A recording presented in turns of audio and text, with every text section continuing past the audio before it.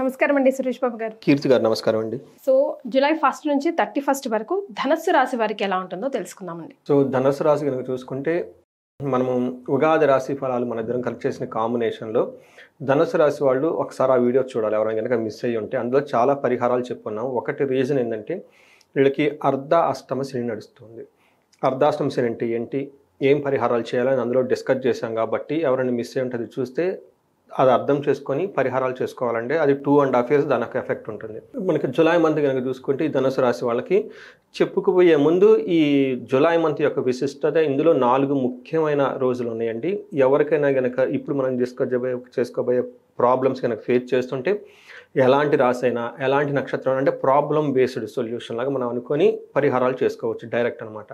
ఒకటి ఆషాఢ నవరాత్రులు జరుగుతున్నాయి 26వ తారీఖు నుంచి 4వ తారీఖు వరకు. 26 జూన్ మంత్, జూలై 4 వరకు జరుగుతున్నాయండి. ఎవరికైనా కనుక కోర్టు కేసులు పర్టికులర్గా వైఫ్ అండ్ హస్బెండ్ నాకు ఎక్కువ కాల్స్ వచ్చేది ఏంటంటే నా పర్సనల్ లైఫ్ కూడాను నాకు ఎక్స్పీరియన్స్ అయిన క్లయింట్స్ వాళ్ళకు భార్యాభర్తలు గొడవపడి డైవర్స్ తీసుకోవడానికి అప్లై చేస్తారు.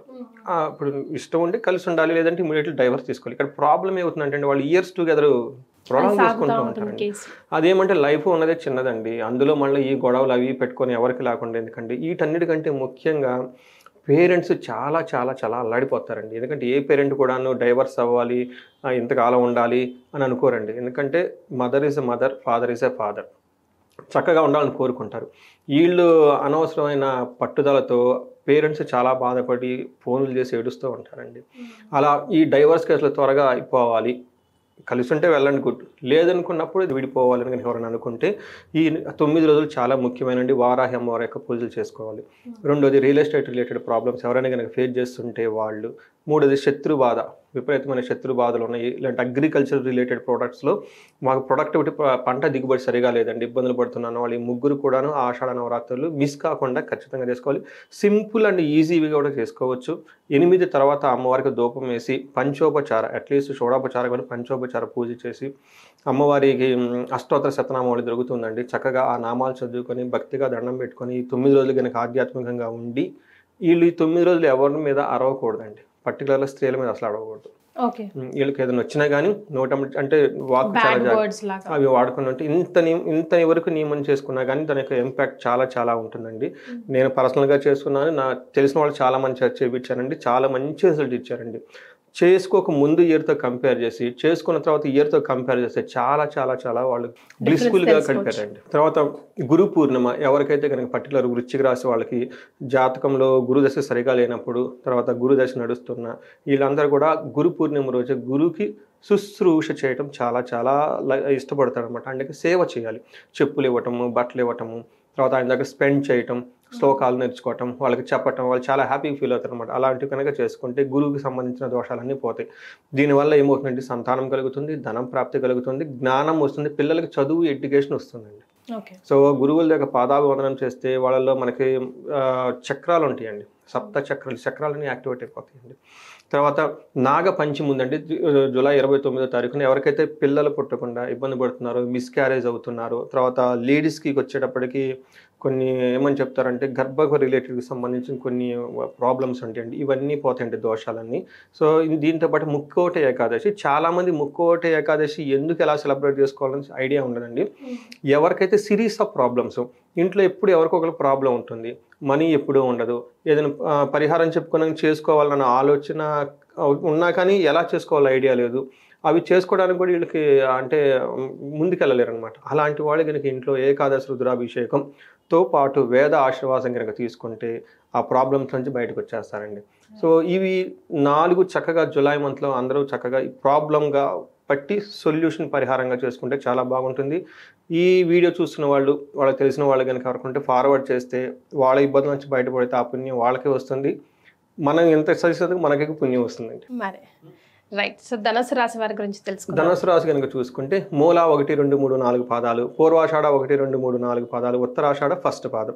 దీంతో కానీ పేరు బలం కనుక చూసుకుంటే ఏ యో బా భీ భూ ధా భా ధా భే అన్న అక్షరాలంతా కూడా మనకు ధనుసు రాశిలో ఉంటారు. సో మనం గ్రహస్థితిని బట్టి కనుక చూసుకుంటే 2 గ్రహాలు మారినాయండి. ఒకటి శుక్రుడు, రెండోది సూర్యుడు.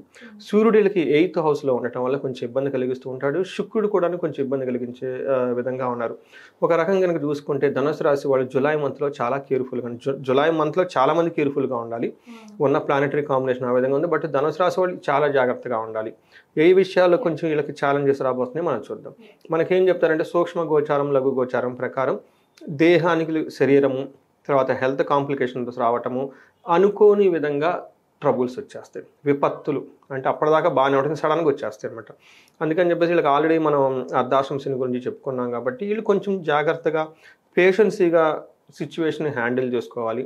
ఏదైనా ప్రతికూలమైన పరిస్థితులు వచ్చినప్పుడు దానికి రెసిస్ట్ చేయకుండా నేచర్కి సరెండర్ అయ్యి ఒక అడుగు ఎన్నికేసుకుంటే చాలా బాగుంటుందండి ధనుసు రాశి వారికి. సూర్యుడు 8th హౌస్లో ఉండి 2nd హౌస్లో దృష్టి ఉండటం వల్ల ఏమవుతుందంటేనండి, ఇది మంచి కాంబినేషన్ కాదని చెప్పారు. 8th హౌస్లో ఏ ప్లానెట్ ఉన్నా మంచిది కాదండి ఎక్సెప్ట్ శుక్రుడు.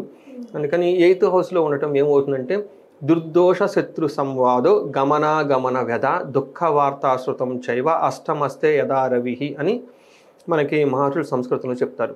ఎలా ఉంటుందంట, దుర్దోష చెడ్డు పనులు చేయాలని ఆలోచనలకు వస్తుంది. అంతేకాకుండా శత్రువులతో పోయి వీళ్ళే గొడవ పెట్టుకుంటారు. తర్వాత అటు ఇటు తిరిగేటప్పుడు, ట్రావెల్ చేసేటప్పుడు వృధాగా తిరుగుతుంటారు. వీళ్ళ దగ్గర పక్కా ప్లానింగ్ ఏమి ఉండదు. ఎందుకు తిరుగుతున్నాం, తిరగాలనిపించి తిరిగేస్తూ ఉంటారు, పని అవ్వదు, ఇంకా అవ్వదు.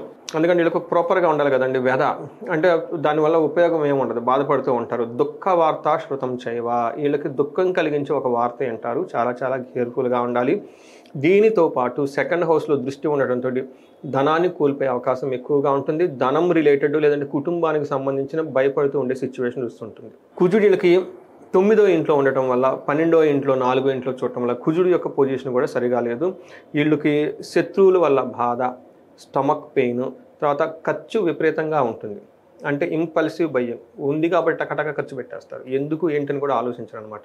ఈ విషయంలో జాగ్రత్తగా ఉండాలి. బట్ 9th హౌస్లో కుజుడు ఉండటం వల్ల ఆసనాచ ధనశూన్యం శోషణం దేహపీడనం స్థాననాశ విరోధం చ అని చెప్తారు. అంటే వీళ్ళకి జాబులో కొంచెం ప్రాబ్లం వచ్చే అవకాశం ఎక్కువగా ఉంటుంది. శరీరం ఎండిపోయినట్లు ఉంటుంది, కళావిహీనంగా ఉంటుంది, కొంచెం వాళ్ళ మీద వాళ్ళు సరిగా కేర్ తీసుకోరు అని చెప్తుంది అనమాట. శుక్రుడు అగైన్ వీళ్ళకి అంత సరిగా మంచి పొజిషన్లో లేరు. శుక్రుడు 6వ ఇంట్లో ఉండటంతో వీళ్ళని ఎవరైతే బాగా ప్రేమిస్తూ అభిమానిస్తుంటారో వాళ్ళకి ఉల్టా వీళ్ళ మీద ఎగబడి గొడవలు చేసే అవకాశం ఎక్కువగా ఉంటుంది. పర్టికులర్గా జెంట్స్ అయితే లేడీస్ ద్వారా, లేడీస్ అయితే జెంట్స్ ద్వారా ఈ గొడవలు వచ్చే అవకాశం ఎక్కువగా ఉంటుంది. మనకేం చెప్తారంటే విరోధ శత్రు పీడాం జ్ఞాతీనాంచ విరోధదః ఆయాసో ధారపుత్రాద్వేష్టే భృగునందనే అని చెప్తారు. అంటే విరోధం వస్తుందంటే ఎవరితోటి, శత్రువుల ద్వారా, బంధువుల ద్వారా, కుటుంబముల ద్వారా. ప్రయాణాలు చేసేటప్పుడు వ్యయ ప్రయాసాలతో కూడుకొని ఉంటుంది. రుణాలు, వ్యవహారాల్లో చిక్కులు ఉంటాయని చెప్తూ ఉంటారు అనమాట. అయితే ఒక్క విషయం వీళ్ళకి చాలా బెనిఫిట్ ఉంటుంది. ఎవరైతే లవ్, రొమాన్స్ ఇట్లాంటి వాటిలో సంబంధించిన వ్యవహారాల్లో వీళ్ళకి పాజిటివ్గా ఉంటుందని మనం చెప్పుకోవచ్చు అండి. రైట్. మరి నక్షత్రాల ప్రకారం ధనుసు రాశి వారికి ఎలా ఉంటుందండి? నక్షత్రం మూల, పూర్వాషాఢ, ఉత్తరాషాఢ నక్షత్రాలు. సో నక్షత్రం ప్రకారం కూడా వీళ్ళకి కొంచెం అనుకూలంగా లేదు అని మనం చెప్పుకోవాలి. ఒక్క విషయంలో చాలా పాజిటివ్గా ఉంది. మూల, పూర్వాషాఢ. మూల నక్షత్రం వాళ్ళకి రాజ్యలాభము చూపిస్తుంది. ప్రమోషన్స్ వచ్చే అవకాశం ఎక్కువగా ఉంది ప్రొఫెషన్లో. డిస్పైట్ ఆఫ్ ఎన్ని ప్రాబ్లమ్స్ ఉన్నా కానీ ఒక ప్రమోషన్ వచ్చే అవకాశం, ఒక గుర్తింపు వచ్చే అవకాశం ఉంది.